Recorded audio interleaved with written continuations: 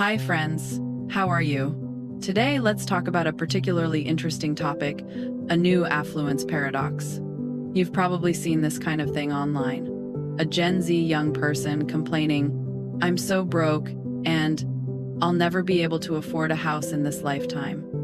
Then, in a flash, they turn around and buy themselves a $5,000 luxury bag. At this point, the older generation can't understand it. They point fingers and say, "You people, you're so irresponsible. You enjoy life too much. You're living paycheck to paycheck." Is that really the case? Are they financially illiterate? Today, let's do a deep dive into this.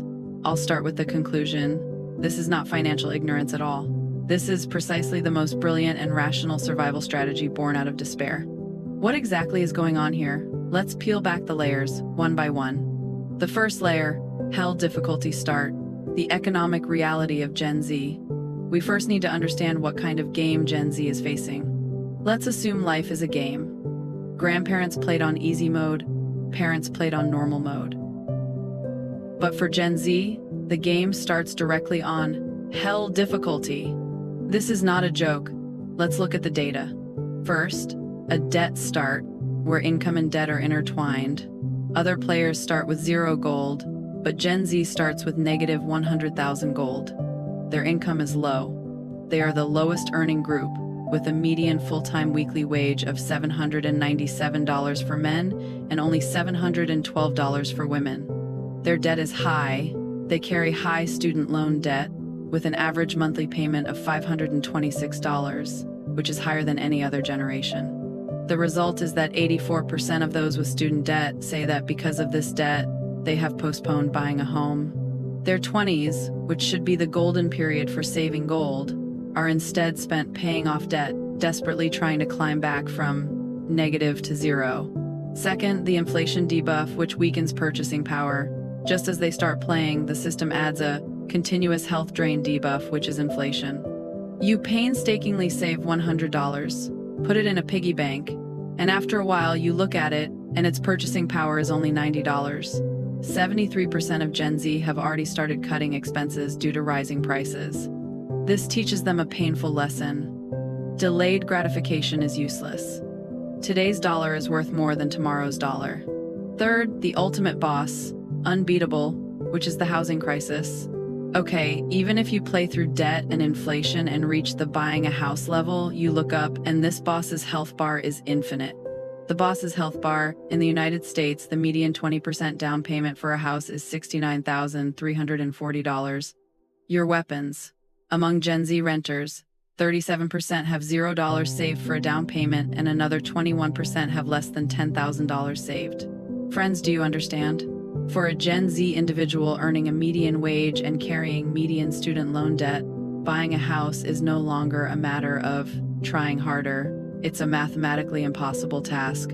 The second layer, psychological shift. If the main quest can't be played, then do side quests. So, now the question is, when the main quests of the game, like buying a house and establishing a career, are mathematically impossible to complete, what do? Do you quit the game? No. You start frantically doing side quests and seeking instant rewards, right? This is the psychological shift of Gen Z. First, doom spending. This is a very popular term. What does it mean? It means financial fatalism. 37% of Gen Z admit to having this tendency. Their unspoken thought is, the world is on fire, the economy is so bad, I'll never be able to afford a house in this lifetime, so why should I work so hard to save money? My grandparents' generation could buy a house with 1 year's salary. My 1 year's salary isn't even enough for a fraction of a down payment. So, the definition of rationality has changed. Old rationality, save $500 to contribute to a $70,000 down payment 10 years from now. New rationality, spend $500 to buy something I like. This brings me certain immediate dopamine and a sense of control today. Second, YOLO and achievement hunting. Since financial capital, like a house, is impossible to acquire in this lifetime, they start frantically investing in something else. Social capital. In the age of social media, flex culture is prevalent. The house you buy is a fixed asset, which is difficult to show off online. But a trip to Japan, a music festival, or a new designer bag can immediately become photos and videos posted online, bringing you likes, followers, and recognition. This is social capital. So they start pursuing the experience economy. 78% of young consumers prefer to spend money on experiences rather than material possessions. The third layer, Gen Z's dual strategy. You think they've given up, but they're actually very clever. This is the most crucial insight today. You think Gen Z has given up and is engaging in doom spending every day? You're completely wrong. They are actually playing a highly fragmented dual strategy. Profile A, the savvy spenders. They buy $5,000 bags, but they're not fools. They do their homework, scouring forums and asking, is this Louis Vuitton bag really made of canvas? Why is the price increasing? They are not just consuming, they are pursuing affordable affluence. What is micro-luxury? It means I can't afford a $700,000 house, but I can afford a $5,000 bag. This bag can bring me a concentrated sense of achievement and status, similar to buying a house. It's a spiritual substitute. Most importantly, 80% of Gen Z buys secondhand luxury goods. Profile B, the anxious savers. You would never guess that on the flip side of doom spending, Gen Z is the most frugal generation. 84% of them save money from their paychecks every month. 57% strictly adhere to a budget. The most investment-savvy generation.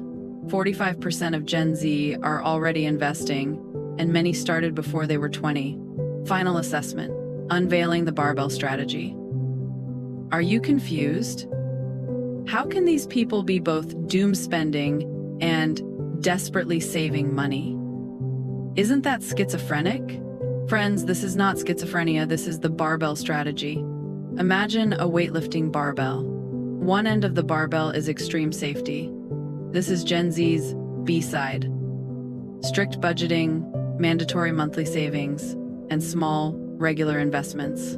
This is their life-saving money, driven by extreme anxiety about the future and distrust of institutions. The other end of the barbell is extreme speculation. This is their A side, spending $5,000 on a bag or taking a spontaneous trip. What are they betting on? They're betting that these expenditures can bring them social capital and immediate happiness. So, what is the bar in the middle of the barbell? The bar is the traditional path. No spending, no enjoyment, slowly saving for 10 years to pay that unreachable down payment. Gen Z has abandoned this middle path because they have calculated that this path is a dead end and simply doesn't work. Conclusion, they are not failing, they are adapting. Okay, let's go back to the original question. Why can Gen Z afford a $5,000 bag but not a house? The answer is because the main quest of buying a house is mathematically impossible. They are forced to abandon the slow accumulation middle path.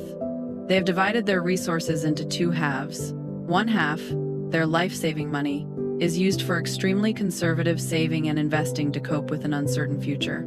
The other half, their happiness money, is used for strategic extravagance, purchasing micro-luxuries and experiences that bring immediate gratification and social capital. So friends, stop criticizing them for being irresponsible. They are not failing the system, they are adapting to the system's failures. They are not pursuing the American dream, they are redefining the American dream. Success is no longer about owning material possessions like a house, but about having purpose, emotional well-being, and influence. This is not a failed generation, this is an adaptive generation. All right, that's all for today. If you understood, give a round of applause. See you next time.